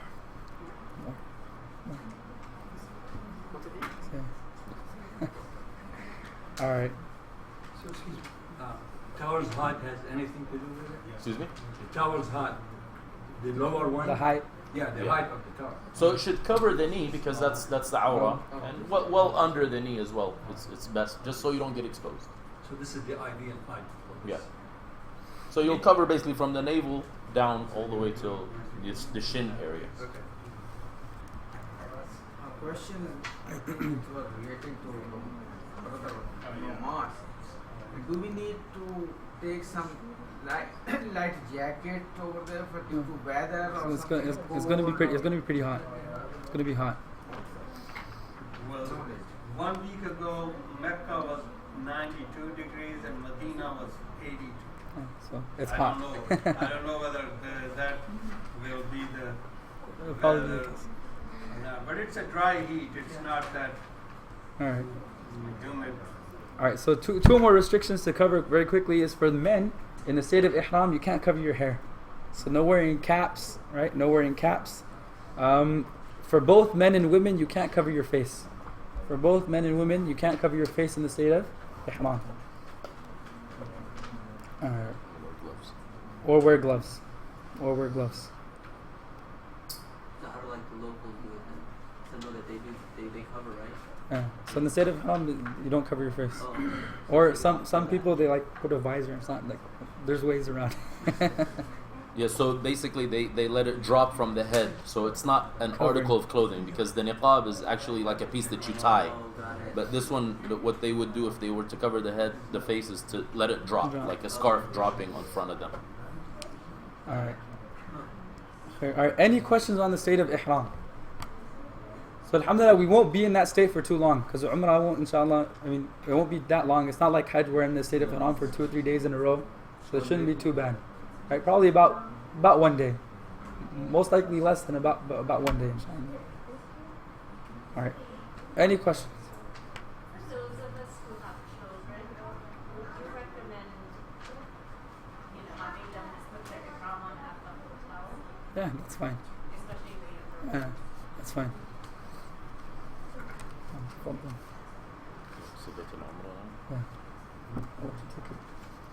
So, Bismillah, I wanted to ask, how many have never performed Umrah or Hajj before? Okay, never been. Okay, may Allah accept. So, the first thing we want to remind you of is the mission on the plane is to make sure you are in a state of ihram. That's your only homework assignment.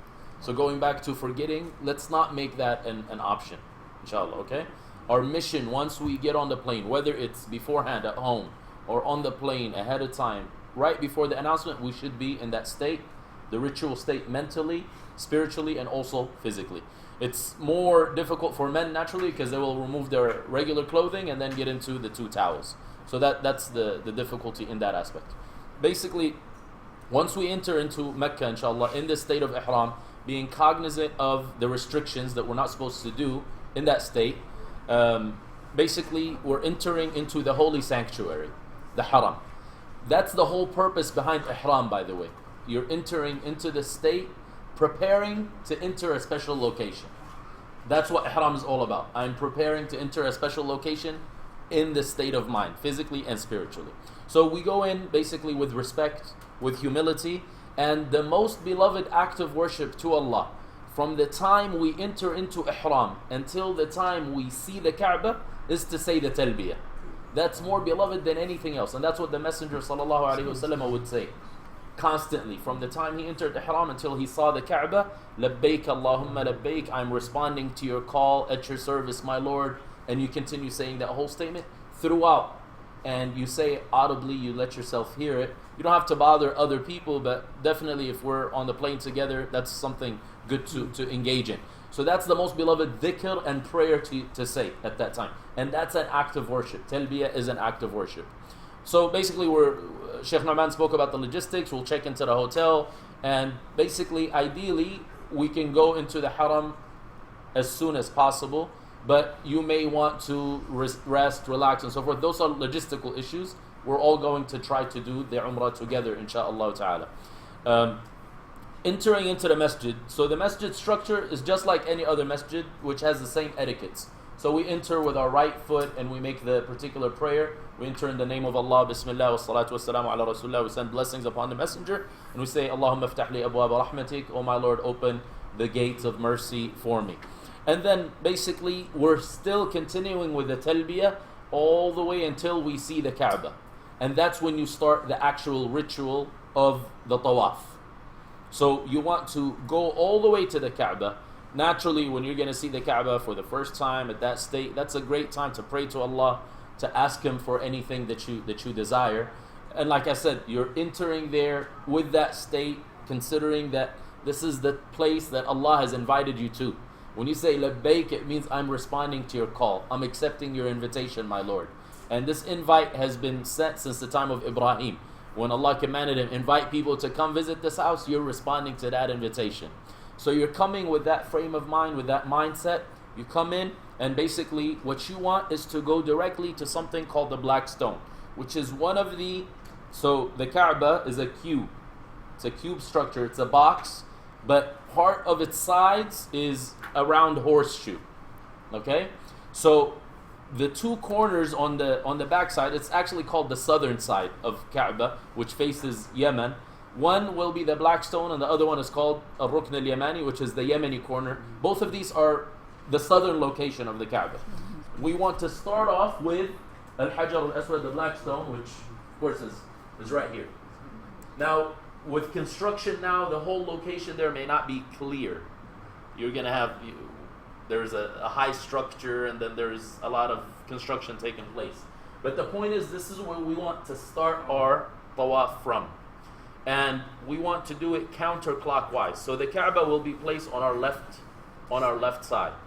And what we do as men, the women don't have to change anything in their clothing, but the men with their ihram, they will expose their right shoulder by placing the ihram underneath your arm in the middle and wrapping the rest on your left shoulder. So the Kaaba is on your left. You're starting at the Black Stone. When you come in, basically, you want to start by greeting the Black Stone. If you're able to go all the way to it and kiss it, that's what the Messenger would start with, sallallahu alaihi wasallam. But definitely, it's not easy to do. You can do this later on, but at the time of tawaf, you just want to start by making sure that you're aligned with the Black Stone. So, according to our notes here, you raise both hands like you're doing in salah, in takbir, and you make a prayer. According to other scholars, you simply raise one hand like you're greeting. You're greeting the stone. That's what you're doing. And you say, Bismillah, Allahu Akbar. That commences your tawaf. That's when you begin your tawaf. Say, Bismillah, Allahu Akbar. And basically, you're going to start going counterclockwise, keeping the Kaaba to your left, and going that way. During that time, this rotation, you're going to do the same thing 7 times. So it starts from the Black Stone and ends at the Black Stone. That's a full cycle. A full cycle of tawaf. You know, like in salah, we have a full cycle. A rak'ah is like standing, ruku', 2 sajdatain, right? That's a rak'ah. A full tawaf is that cycle from the Black Stone to the Black Stone, counterclockwise. You make any prayer that you desire. You make any dua that you desire. You recite the Quran. You do adhkar. But what's the Prophet ﷺ did in between the two southern corners, which is the Yemeni corner and the Black Stone. So right before you reach, so the last fourth of the Kaaba, if you will, you make a special prayer, which is رَبَّنَا آتِنَا فِي الدُّنْيَا حَسَنَةً وَفِي الْآخِرَةِ حَسَنَةً وَقِنَا عَذَابَ النَّارِ. Our Lord, grant us the good of this life, the good of the next life, and protect us from the fire. And you repeat that. So that's something the Prophet ﷺ would do in between those two things. There isn't any other specific prayer to say. You'll see some people, they read from a book what to say in the first tawaf, what to say in the second tawaf. That's a helping tool, but you want to make dua from the bottom of your heart. You want to communicate with your Lord with what you feel. So keep that in the back of your mind. You don't have to have anything that's kind of like spoon-fed to you. So speak to Allah at that time. Be in a state of humility, in a state of khushu'. Concentrate. Remember that you're following in the footsteps of all the messengers of Allah who did this tawaf. So once you reach the Black Stone again, you're going to do the same thing. You raise your hand again and you greet it.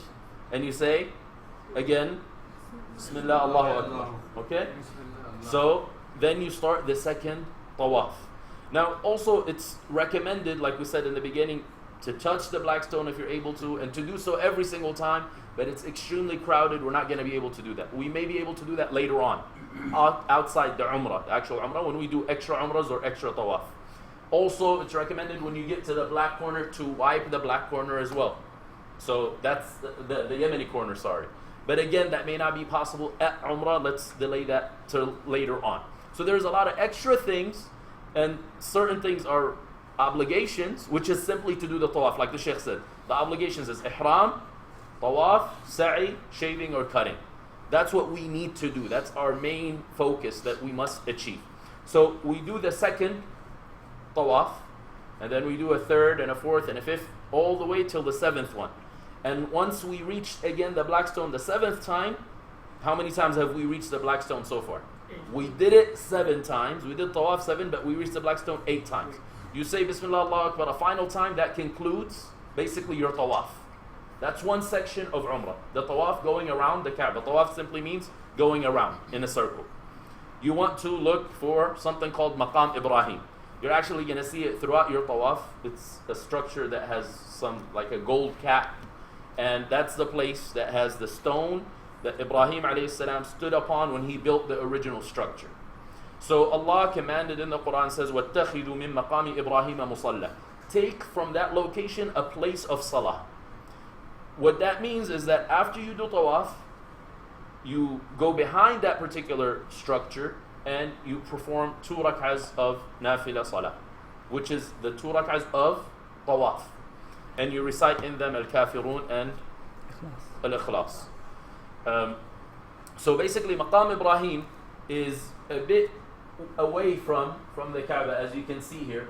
Any place that's behind it is sufficient. You don't want to really crowd up the place and go all the way behind it and say, hey, it says in the Quran right there, I need to do it right. You don't want to do that. You'll see some people do that, but make sure, as we said, one of the restrictions is to harm a believer. You don't want to harm a believer while you do your tawaf. I know you could be strong and you got strong elbows. Don't knock anybody out. Don't step on anybody else's toes. Be very concerned about other people and their comfort. So it's not just your thing and I'm selfish, I want to perform the ritual, forget the rest of the world. They can perish, right? That's not the attitude of a believer, especially performing the act of worship. So any place behind that, you'll see where people actually congregate, and it's not stopping the tawaf area. But you can also pray anywhere in the mosque. That's the nice thing about this. So you just want to perform 2 rak'ahs. Anywhere in the mosque is a good place for that. Ideally, if you just want to be behind it, again, because of you want to visualize that and do what the Prophet ﷺ did, then that's great and wonderful as well. After you perform these 2 rak'ahs, it's recommended to drink from the water of Zamzam. So you'll have coolers of Zamzam all over the place. They'll either be in the big plastic coolers or they'll be from certain fountains as well. So you can drink from Zamzam there in the mosque. There's cold and room temperature. And basically, you're supposed to also pray and make dua at that particular time. That's a great time to pray to Allah and ask Him for anything that you desire. After that, you finished half of what's required in Umrah, which is tawaf, right? Then you want to go to the sa'i area, which is the 2 hills that our mother Hajar, the wife of Ibrahim, the mother of Ismail, was going back and forth on. 2 hills. They no longer look like mountains because the structure is closed and it's marble flooring and it's air conditioned and there's fans and it's multiple levels as well depending on what they have open at this time. So basically you'll see a sign, and we're going to all be together inshallah, so you'll see a green light that directs you to where to go. Actually, it's very close to where you will be if you simply finished right at Maqam Ibrahim, Al-Hajar Al-Aswad. You make a right and you see it, it's right there. So you go straight to the Safa mountain. That's where you want to start your sa'i. And sa'i means to run fast, to go fast. That takes its name, of course, from the practice of Hajar, what she did. And Allah be pleased with her. So you go to the Safa, you climb up the hill if you're able to. So the place is, has multiple levels, like I said, in the structure, but also down on the bottom, the hill has a steep. So you can go up all the way if you wish to see what's actually there. Because that's the only time you actually do that. Right. Sa'i is only while you perform the ritual of Umrah. So you go all the way up, you want to face the Kaaba at that time and get prepared. So you face the Kaaba. Unfortunately, will be structures in front of you, but there will be signs to tell you where the Kaaba is the direction of the Kaaba. You raise your arms and you do takbir, you say Allahu Akbar because of climbing uphill, and then you make dua. And there is a specific dua that the Prophet ﷺ made. We can share that with you inshallah. It's kind of like a long formula. And then you pray and you make any supplication that you want in that particular state. Then you start your sa'i. So you face downhill and then you go down. There will be two flags or two green areas, and you'll see them. You'll see them. That's the place where it's reported that Hajar would actually sprint.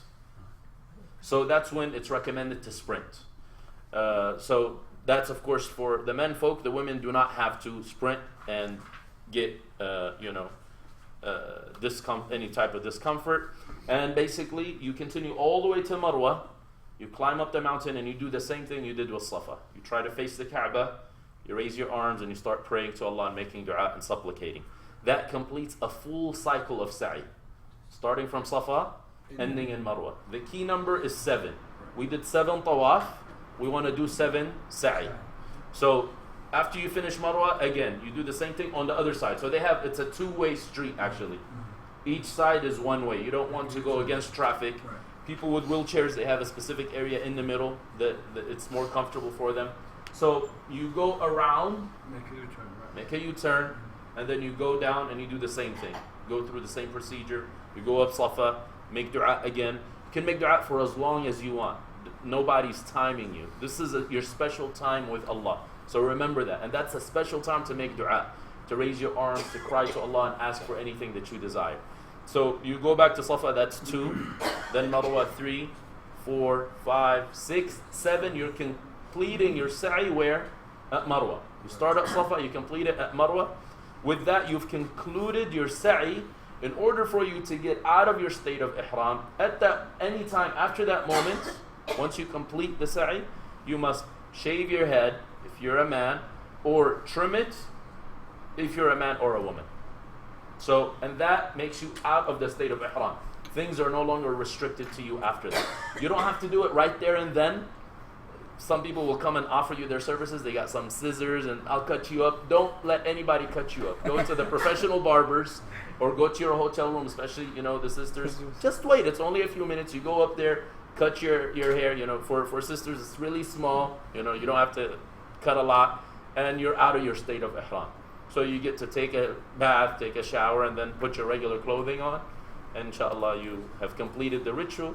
And by that time, may Allah accept your good deeds. So that's basically that. You can trim the hair coming back to the hotel. Yes. So 2 notes, we'll be together. Yeah. So after finishing the sa'i, we'll all go back to the hotel as a group. And the good thing is, where our hotel is, on the bottom floor, that's where all the barbers are. So we'll all go together to the barber shop for the men. You can trim, shave, whichever one you want. And for the sisters, you go up to your hotel room and you guys can cut each other's hair. You don't have to cut much, just like a fingertip's worth. For men too? For men, fingertips worth all around. They have questions. Yeah. Can we take scissors from here? You can take your scissors from here if you want. Take scissors from there. The aeroplane will allow us. Yeah, if it's packed in your suitcase, if your luggage, it's fine. Don't show it. Yeah. All right, and just another note that we'll be together as a group. and it might be really packed. So if you haven't gone before and we're in the mataf doing Umrah, it might be one of the most congested places you've ever been in. So just prepare yourself for that, like mentally. Like be prepared to be in a spot that's very, very congested. I mean, you're going to be rubbing elbows and bodies with people from all over the world. Right? Both in the tawaf itself and probably in the sa'i as well. So just be prepared for that. I do have a question. Yes. Back to the tawaf. When we do the rotation, there's a certain speed we have to go by, or you can just walk So at- basically, two things that we didn't do. So number one is iltiba'. So you are covering or you're exposing your right shoulder. We said, right? Yeah, right. So how do you do that? Like this. You expose your right arm. And you wrap it. The only time you expose your right arm is there at the tawaf. That's the only time. So that's something I forgot to mention. We don't have to uncover our shoulders the whole trip. Don't show your muscles, except in that particular. Unfortunately, people think tawaf means you're showing your arm. You only show your arm. I mean, Umrah is showing your arm. Showing your arm is only at the tawaf. Once tawaf is over, you're going to be covering your shoulder to perform the 2 rak'ahs that we spoke about. Okay? So and sa'i. and sa'i, of course. You don't show the arm. And, That's it. and You sa'i cover is it. covered. Yeah. So when you said about the speed, Right. if you're able to, in the first 3 circles, you want to do them fast. Fast, not sprinting. Right. So what basically you want to do is take small steps and do them fast. It's almost like fast walking. Right. If you know about speed walking, that's what you want to do. If you're able to. If it's crowded, you're not going to be able to do that. Okay, when you have a spouse with you, Stick with them and with their own speed. And make sure, I mean, people like the Sheikh said, you will get elbowed. Don't be upset. People don't intentionally want to elbow you. Right. Some people just have a lot of elbows and they can't control their elbows. So make sure you don't get in fights and don't get into arguments. And also, if you have the sisters with you, don't go into the tight places. Right. So they're like the place, you can go all the way close to the Kaaba. Okay? And that will be a beautiful experience if you're all alone. But when you're very close, that's the most crowds you're going to face. The further you are, the less the crowd. You can actually have breathing space. Because if you're very close, you will not be able to breathe sometimes. It's really that tough if it's hot and so forth. If you're assisting your mother, can you hold her hand while you go? Definitely, you can hold your mom or your spouse. What we said, the restriction is intimacy. Don't hold her with intimacy at that state. Hold her with seriousness. Okay. Chefs, you were stating that we have to complete 7 the circle of Kaaba Sheikh to build Tawaf. Yes. Is there any chance to kiss After the The Umrah, black inshallah. stone. So after Umrah, inshallah, we're going to spend 3.5 days there, right? So all the time in the world to wait in line, because basically in order for you to get to the black stone, you have to wait in line. And it's going to take you some time. So perform the ritual, finish Umrah, and then kiss the black stone and be next to the Kaaba and go by the Multazam and be as close as you want after the Umrah time. There is a line. Yes, there's a line. People wait in line. During the Umrah, Yeah. we will not be kissing the Hajj al-Aswad. After. Yeah. Afterwards, we will try to find the most opportune time. See, you do not want to do a good deed and earn a bad deed along the way by elbowing people. So that's why we're not going to do that. Even during the tawaf, we will be enough distant away as a group so we are not in too much traffic, right? We've done this many times, inshallah. We'll navigate you in a way where you won't be elbowing and all that. It will be as minimal as possible. If you have your mom or your spouse, if you can't do it side by side, you can have your wife either in front of you or your mother in front of you or behind you, whatever is good. And they can just hold on to your backpack or your pouch or whatever it is that you want. So it's very doable. Let's not get too concerned. Inshallah, when you see it happening, inshallah, everything will be fine. The sister's haircutting after the Umrah, who does it? Do you do it yourself or Yourself. is it Amongst yourselves. amongst yourself? So just get a scissor. That's it. But isn't it that since all of us will be in a state of ihram, That's all right. that's what they told us, person who is out of ihram can cut. Even though spouse is out of ihram, you can, so that's it. Even for them, if they can do it. But the It's women fine. can do it It's amongst fine. themselves. It's fine. Even in state of ihram. Yeah. Yes, it's fine. Because exiting. But the wife can cut the husband's. Huh? wife. All the men, they'll come with me, and inshallah, we're all going to get shaved. Make Except sure for me. she's not upset with you if she's gonna cut you, because she can, you know. Huh? Yeah, you can do that, but you don't want to dirty yourself. Let's just go to the barber shop, nice and clean ones, and inshallah, handle you'll it. love it. Okay? Yes. I just had a question about, is there an opinion officially on whether it's preferable to shave completely versus trim for men? The opinion is basically the Prophet ﷺ made Three three times. times more dua for the people who shave, and then he said ثُمَّ مُقَصِّرِينَ. Right? So it's fine. You can do both. It's up to you. I was just joking. If you need to come back to work and your preference is just to get a trim, all power to you. It's fine. But there's more blessing in shaving. But this guy, me and him, we're going to be shaving. Shaving with the razor blade? You can do that. I mean, With the complete mousse, shave you can versus do that, no. or you could just get the machine, but They have more machine as well. reward. This You can do it is with more the reward. machine, not the razor blade Yeah. machine. Just okay. Whatever you want is No, it's no, up to your that- personal preference. You're not thinking about shaving? No, I'm going to shave it, but I was asking about the electric ones. Yeah. They got it. They have, They yeah. have electrical man. But they have clean blades. All the new, they're all new. All the blades they use for everyone is brand new. My first time shaving my head, so I No, they'll do it in 1.5 Let a minutes. they'll be professional done. do it. Yeah, they are professional. They can do it blindly. That's how good they are. Yeah. we'll try that. It's an Blindfolded. experience, yes. How close is, just curious, how close is that wheelchair things around the Kaaba? How close? It's very close. It's, I don't yeah, there's know. a separate ramp for the wheelchair one that takes you to the third level. We call it the donut, the temporary structure that's there. Yeah, we refer to it as the donut. They don't do it on the first floor. They do it on the third level of the donut, Okay.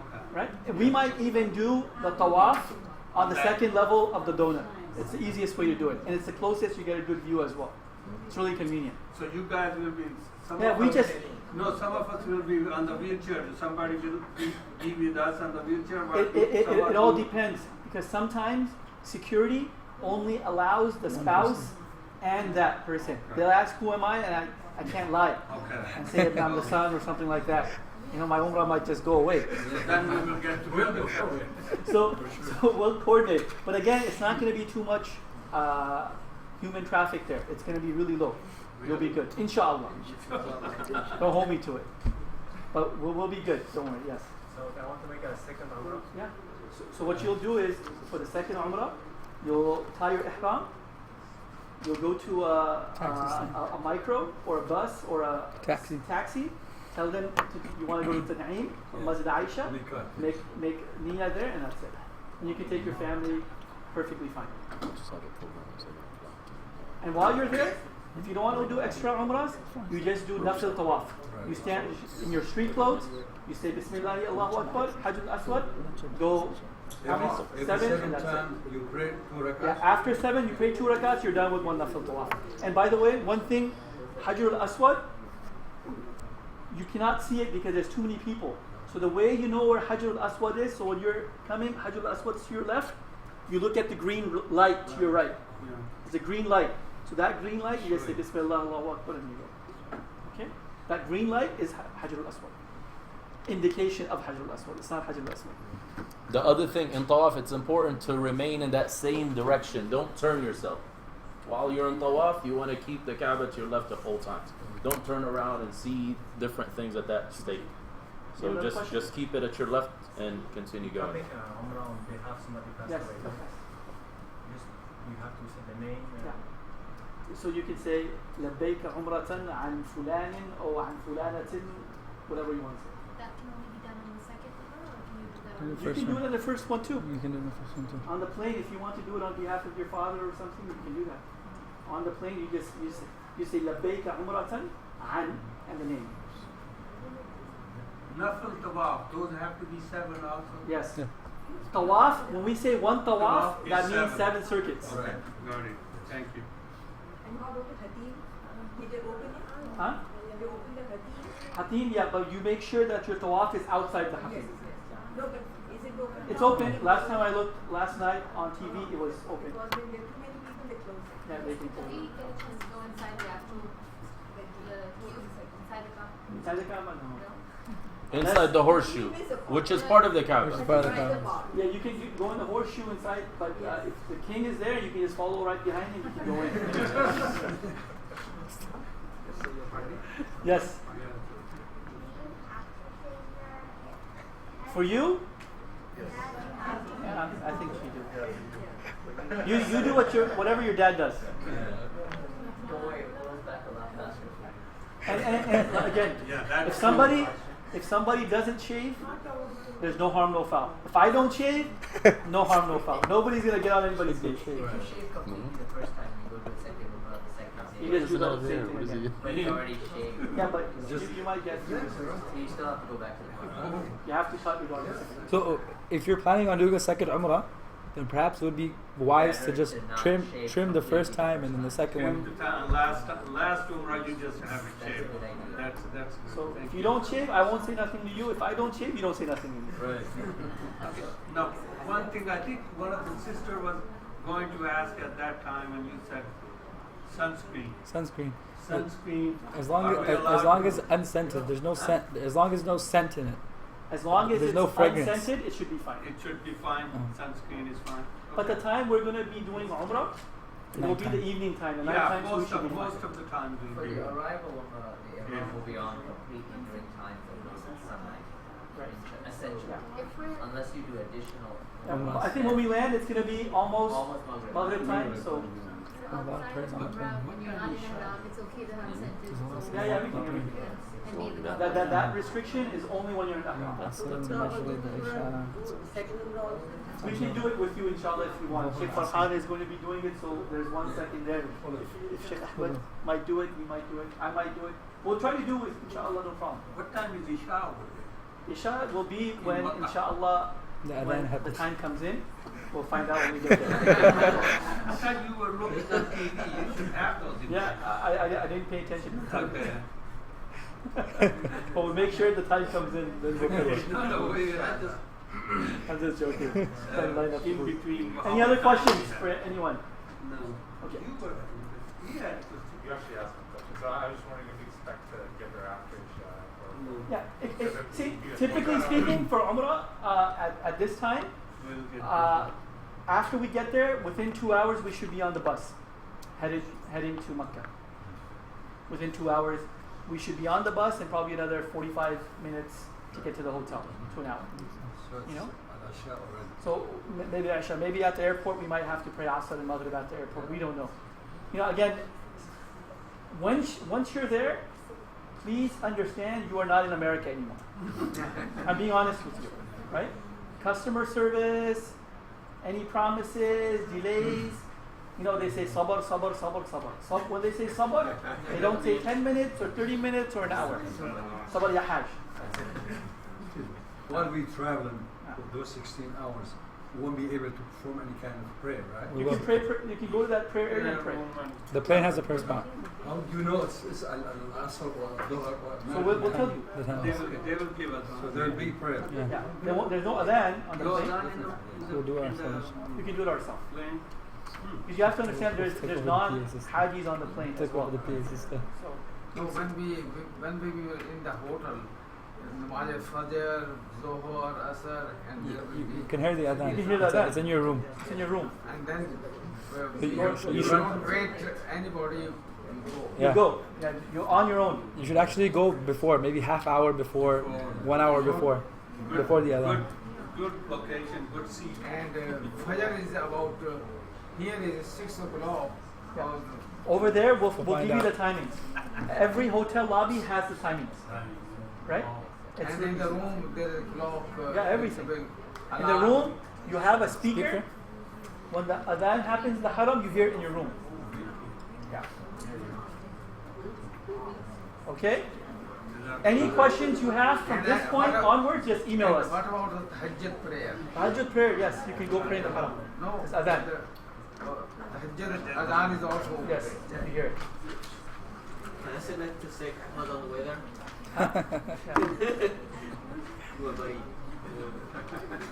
I'll email the notes to everyone as well. Yeah, and we'll email all the notes to everybody as well, so you have it. Huh? No, Medina, the most important thing we do is do the ziyarah of the Prophet sallallahu alaihi wasallam. Right? That's the most important thing. And praying in the Rawda. Praying Rawda. In the Rawda. Yeah, inside. Inshallah. And again, we've done this around this time. We've done this many times. Inshallah, we'll get you there. There's separate times for the women, separate times for the men. So inshallah, we'll make it happen. This is a big question. Yeah. Because the separate prayer for the women and separate prayer for the men. My wife has a disability, I mean, it's a back pain. She will have some comfortable location to offer over there. Or yeah. So you can take her to the, in Makkah, she can pray right by you. Yeah, she will stay. Right? Yeah. But in Medina, you can push her to the women's section, and then somebody can help her out from there. And the chair or you can pray in the courtyard. You can be ahead and behind her. We can figure that out. What do I want? Okay. What do you want? No, I want to help her so that she does not feel uncomfortable. Yeah, but in Medina, you cannot go in the ladies section. Right, if you go, they will put you in jail. But in Medina Sharif, Riyadul Jannah, I want to pray over there. With her? No. Yes, she will be separate. We'll have someone help her out. Yeah, one of the other ladies can help her out. Who's his wife, by the way? You are? MashaAllah. So inshallah, somebody can help her out, inshallah. Sana can help you out, inshallah. Right? Do they have regular tahajjud every night? Yeah, but don't qiyam over there. No, this is not like Claremont Masjid all the time qiyam. We don't do that.